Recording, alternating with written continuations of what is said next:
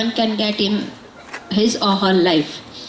આજે આપના સૌની વચ્ચે આવીને આઈ એમ ફીલિંગ સો પ્રાઉડ કે being an Indian તો always you should feel proud, but when this kind of special moments come in your life you feel more kind of thing that yes, your life as an Indian is being fulfilled.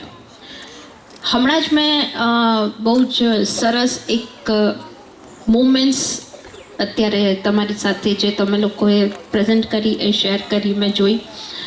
In the beginning we talked about આપણી પાસે જે rights છે, આપણને જે liberty, freedom, equality એ વિશે સ્ટુડન્ટ્સે બહુ સરસ રજૂઆત કરી.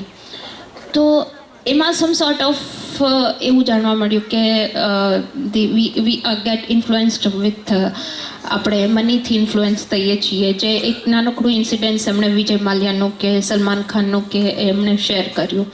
કે બીજું એક ઇન્સિડન્ટ હતું કે આપણે આજે જે ઇક્વાલિટી, આપણે ગર્લ ચાઇલ્ડ છે કે આપણે જે સુપરસ્ટિશિયસ જે અત્યારે છે, દેટ સોર્ટ ઓફ થિંગ આપણે શેર કરી. And then we come to એક પોઝિટિવિટી કી તરફ કે how we value our freedom. આપણે કઈ રીતના આપણા જે ફ્રીડમ ફાઇટર્સ હતા જેણે આટલું બધું સેક્રિફાઈસ કરી અને આજે આપણે આટલો સારો દિવસ જોવા, આટલા સારા દિવસો એન્જોય કરવા માટે અહીંયા કાબિલ થયા છીએ.